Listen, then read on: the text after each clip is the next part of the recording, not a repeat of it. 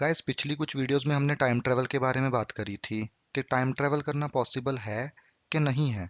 अगर तो पॉसिबल है तो कैसे किया जा सकता है। जो वीडियोस आप स्क्रीन के ऊपर देख रहे हो मैंने सबके डिस्क्रिप्शन में लिंक्स डाल दिए हैं। इन वीडियोस में मैंने इन डेप्थ में बताया है कि टाइम ट्रैवल कैसे किया जा सकता है। अगर हम पास्ट में जाना चाहते हैं तो कैसे हम पास्ट में जा सकते हैं, क्या इवेंट्स को पास्ट में जाके चेंज किया जा सकता है। अगर हम इवेंट्स को पास्ट में जाके चेंज करेंगे तो क्या होगा, क्या हम फ्यूचर में टाइम ट्रैवल कर सकते हैं। ये सारी डिटेल में इंफॉर्मेशन मैंने उन वीडियोस में डाल रखी है, आप विजिट कर सकते हैं। अब इस वीडियो में हम डिस्कस करेंगे एक रियल इंसिडेंट जिसमें एक ट्रैवलर क्लेम कर रहा है कि उसने टाइम ट्रैवल किया है। पहले हम पूरा इंसिडेंट जानते हैं और उसके बाद में हम डिस्कस करेंगे कि क्या पॉसिबिलिटीज हैं कि कोई एक इंसान मल्टीवर्स से या फिर मल्टी पैरेलल यूनिवर्स से टाइम ट्रैवल करके एक दूसरे यूनिवर्स में जा सकता है। हमने बहुत सारी साइंस फिक्शन मूवीज भी देखी हैं जिसमें एक यूनिवर्स से दूसरे यूनिवर्स में एक इंसान जाके चेंजेस करता है। आज जानते हैं इन डेप्थ में कि क्या ये पॉसिबल है कि नहीं है। बहुत ही आसान लैंग्वेज में आपको समझाऊंगा, तो जितने भी साइंस लवर्स इस वीडियो को देख रहे हैं मैं रिक्वेस्ट करता हूं कि चैनल को लाइक एंड सब्सक्राइब कर लीजिए, क्योंकि मैं ऐसी फैसिनेटिंग फैक्ट्स को हर दूसरे या तीसरे दिन वीडियो चैनल पे अपलोड करता ही रहता हूँ। गाइस 1954 में टोक्यो इंटरनेशनल एयरपोर्ट जो कि जापान में है, एक सूट बूट में इंसान लैंड करता है। कस्टम्स को जो वो पासपोर्ट सबमिट करता है वो टॉरेट देश का है। अब जानते हैं कि टॉरेट देश कौन सा देश है। आपको जान के हैरानी होगी कि टॉरेट नाम का कोई भी देश इस दुनिया में एग्जिस्ट ही नहीं करता है। अब अगर कोई देश एग्जिस्ट ही नहीं करता है तो एक इंसान वहां से ट्रैवल करके जापान कैसे पहुंच गया। है ना दिमाग चकरा देने वाला एक सवाल। आपको जान के हैरानी होगी कि उस पासपोर्ट के ऊपर जो स्टैंप्स लगी होती हैं वो भी एकदम जेन्युइन होती हैं, ओरिजिनल होती हैं। उस पासपोर्ट को मल्टीपल चेक्स के लिए कस्टम्स एक्सरे मशीन्स और भी बहुत सारी जो उनकी मशीन्स होती हैं उसमें डाल के देखती हैं, तो वो जान के हैरानी होती है उनको कि वो सारी स्टैंप्स ओरिजिनल होती हैं। इतना ही नहीं, उसके ऊपर जो और स्टैंप्स लगी होती हैं दूसरे देशों की वो भी ओरिजिनल होती हैं। इसका मतलब वो सिर्फ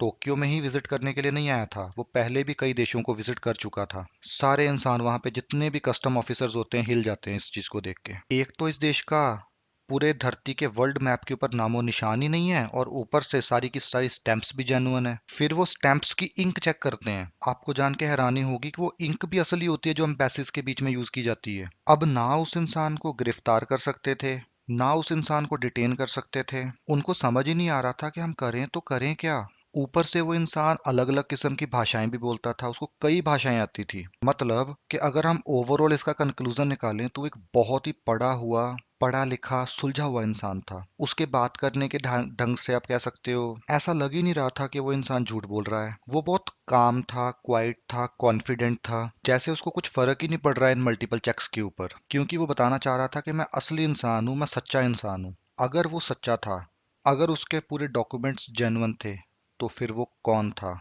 फिर वो टॉरेट देश का कहाँ पे नामो निशान है। ये सवाल बहुत ही सर चकरा देने वाले हैं। उस इंसान को कस्टम वालों ने 24 घंटे के लिए विजिलेंस के अंदर रखने का निर्णय लिया। उसको एक 5 स्टार होटल में शिफ्ट कर दिया गया कि 24 आवर्स तक आप यहाँ पे रहिए, हम आपके डॉक्यूमेंट्स को एक बार क्रॉस वेरिफिकेशन करना चाहते हैं और उसके बाद कंक्लूजन जो भी होगा वो आपके सामने रख दिया जाएगा। अब विजिलेंस ने उनसे कुछ सवाल किए, वो सवाल आपके सामने रखने वाला हूं मैं। सबसे पहले ये पूछा गया कि आपका टॉरेट जो देश है वो कहाँ पे है। इस सवाल का जवाब देते हुए उन्होंने कहा कि मेरा जो टॉरेट देश है वो फ्रांस और स्पेन के बीच में एग्जिस्ट करता है। अब एयरपोर्ट ऑफिशियल्स ने उसके सामने मैप रख दिया और पूछा गया कि बताइए पॉइंट करके कि आपका देश कहाँ पे है। जैसे ही वो मैप को देखता है वो कंफ्यूज हो जाता है और कंफ्यूज होकर वो ये कहता है कि उसका देश तो सालों से एग्जिस्ट कर रहा है, सेंचुरीज से एग्जिस्ट कर रहा है, लेकिन मैप में क्यों नहीं है। उसके बाद वो पॉइंट आउट करता है कि यहाँ पे मेरा देश है।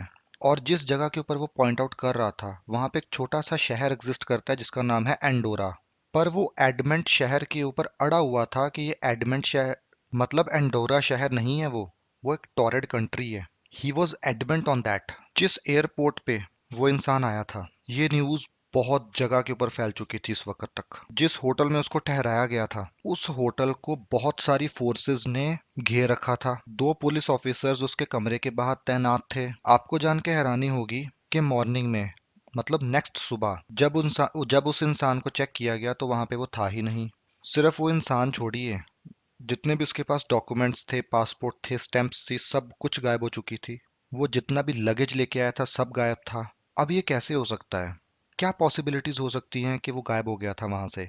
और इस थ्योरी ने क्या जन्म दिया आगे, क्या वाकई टाइम ट्रेवल पॉसिबल है। क्योंकि ऐसे कई इंसिडेंट्स हो चुके हैं जिनमें से एक इंसिडेंट मैंने आज इस वीडियो में आपके सामने रखा है, क्योंकि इसके एक पुख्ता प्रमाण मिलते हैं। प्रॉब्लमेटिक सिचुएशन ये है कि हम इसका कोई सबूत आपके सामने नहीं रख सकते हैं, क्योंकि वो सारे सबूत ही गायब हो चुके थे जो वो अपने साथ लेके आया था। आप मानोगे उसका पासपोर्ट भी हमारे पास था, लेकिन उसका पासपोर्ट भी गायब हो चुका था। अब कंक्लूजन के ऊपर बात कर लेते हैं। बहुत सारी थ्योरीज इसके ऊपर लिखी गई, बहुत सारी रिसर्च की गई, और उन रिसर्चेस का जो निचोड़ है वो मैं आपके सामने रखूंगा अभी।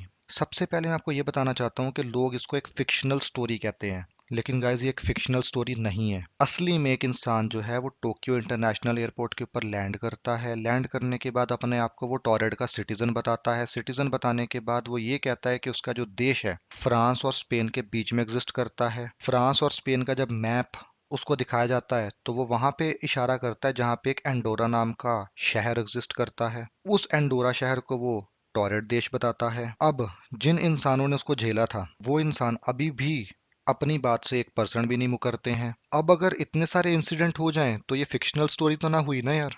कुछ लोग पैरेलल यूनिवर्स की फैब्रिकेशन के ऊपर इसके ऊपर थ्योरी लिखते हैं। पैरेलल यूनिवर्स फैब्रिकेशन क्या होती है? हो सकता है कि वो एक यूनिवर्स से एक्सीडेंटली दूसरे यूनिवर्स में स्लिप कर गया हो। क्या कोई ऐसे स्लिप कर सकता है? नेक्स्ट वीडियो में मैं ऐसे इंसिडेंट्स आपके साथ शेयर करूंगा जिसमें आप मानने पे मजबूर हो जाएंगे कि वाकई एक पॉइंट ऑफ टाइम से दूसरे point of time pay slip किया जा सकता है। अगर आप मेरे से ये पूछे कि कैसे किया जा सकता है, तो इसका जवाब अभी तक प्रूव तो नहीं किया जा सकता, लेकिन कहते हैं ना, हमारी जिंदगी में भी बहुत सारे ऐसे इंसिडेंट्स आते हैं जिसमें हम कहते हैं यार ये हो गया, लेकिन हमें ये नहीं पता होता कि कैसे हो गया।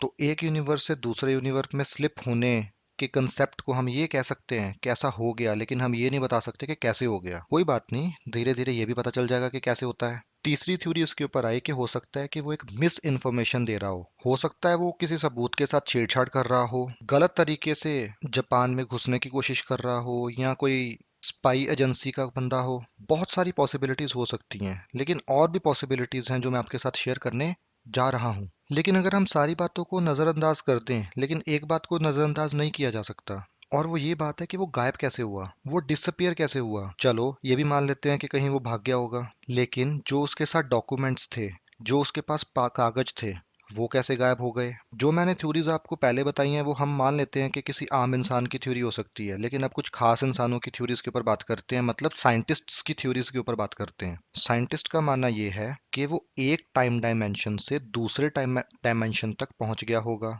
दूसरी टाइम डायमेंशन तक पहुंचने के बाद टेम्पररी ग्लिच होने की वजह से वो वापस अपनी टाइम डायमेंशन तक वापस लौट गया होगा, जिसको हम डिसअपीयरेंस का नाम दे रहे हैं। ये आइडिया हमारे दिमाग में इसलिए आता है क्योंकि वो गायब हो गया था। ये आइडिया हमारे दिमाग में इसलिए आता है क्योंकि उसने जो डॉक्यूमेंट्स दिखाए थे वो एब्सोल्यूट ऑथेंटिक थे। ये आइडिया हमारे दिमाग में इसलिए आता है क्योंकि जो इंक्स यूज करी गई थी वो प्रॉपर एम्बेसी की इंक्स थी। अगर वो झूठा था तो फिर इतने ज्यादा जो सबूत हैं, इतने ज्यादा जो पॉसिबिलिटीज हैं, इतनी ज्यादा जो प्रोबेबिलिटीज हैं, कैसे साबित हो सकती हैं, कैसे सच हो सकती हैं? अब जो जासूस है वो अपने दिमाग से सोच रहा है, जो साइंटिस्ट है अपने दिमाग से सोच रहा है, लेकिन एक साइंटिस्ट की थ्योरी जासूस की थ्योरी के ऊपर भारी पड़ रही है। आइंस्टाइन की स्पेशल थ्योरी ऑफ रिलेटिविटी के अकॉर्डिंगली टाइम ट्रेवल पॉसिबल है। ये थ्योरी मल्टीपल यूनिवर्सेस होने का भी दावा करती है। तो गैस कहीं ना कहीं पे ऐसे सवाल भी उठते हैं जिनके आंसर्स आज भी किसी जासूस कह लो, किसी साइंटिस्ट कह लो, उसके पास अवेलेबल नहीं है। तो इसका मतलब कहीं ना कहीं पे हम ये कह सकते हैं कि वो इंसान एक टाइम ट्रेवलर था। गाइज ये मेरे पर्सनल विचार हैं, मैं ये क्लेम नहीं कर रहा हूँ क्योंकि इसका कोई भी एविडेंस अवेलेबल नहीं है। अगर एविडेंस नहीं तो सच नहीं। लेकिन एक साइंस स्टूडेंट होने के नाते मेरे अंदर से आवाज आ रही है कि वाकई वो एक टाइम ट्रेवलर था। आइंस्टाइन की स्पेशल थ्योरी ऑफ रिलेटिविटी, जिसमें सिर्फ मैंने टाइम ट्रेवल की बात करी है, मैंने वीडियोस डिस्क्रिप्शन में डाल दी हैं। आप जब उसको पढ़ेंगे, जब आप उसको देखेंगे, तो बहुत सारी चीजें ऐसी सीखेंगे जो अभी भी यूट्यूब कह लो या वैसे कंटेंट कह लो बहुत कम मात्रा में अवेलेबल है या फिर नहीं अवेलेबल है। क्या निकोला टेस्ला हवा के माध्यम से बिना तारों के हमारे घरों तक बिजली पहुंचाना चाहते थे? क्या है वैन क्लिफ टावर का रहस्य? क्या है ग्रेविटेशन एंड स्पेस टाइम का रहस्य? अगर स्पेस टाइम शीट को बेंड कर दें तो क्या एक सीक्रेट ट्रेवल पैसेज को बनाया जा सकता है एक यूनिवर्स से दूसरे यूनिवर्स तक, जिसको आप लोग वर्म होल्स का नाम देते हो, रोजन ब्रिजेस का नाम देते हो? क्या वर्म होल्स को बनाना आसान है? क्या वर्म होल्स एग्जिस्ट करते हैं? क्या हमारी बॉडी वर्म होल्स के डिस्टॉर्शंस को बर्दाश्त कर पाएगी? सारी वीडियोस की थंबनेल्स आपने अपने स्क्रीन पर देख ली होंगी और डिस्क्रिप्शंस मैंने डाल दी हैं, आप जाके विजिट कर सकते हैं। चैनल को लाइक एंड सब्सक्राइब कर दीजिएगा। कुछ भी कंफ्यूजन्स हो मैं रिक्वेस्ट करता हूं कि आप कमेंट सेक्शन में जरूर डाल दीजिएगा। अगर मेरे को कुछ जेन्युइन कंफ्यूजन नजर आई तो मैं उसके ऊपर एक प्रॉपर वीडियो भी बनाऊंगा। जैसे कि मैंने ग्रेविटेशन के ऊपर कुछ लोगों ने सवाल किए थे, उसकी मैंने प्रॉपर 2 पार्ट्स में वीडियोस बनाई हैं। सब्सक्राइब करना ना भूलिएगा। Thank you very much.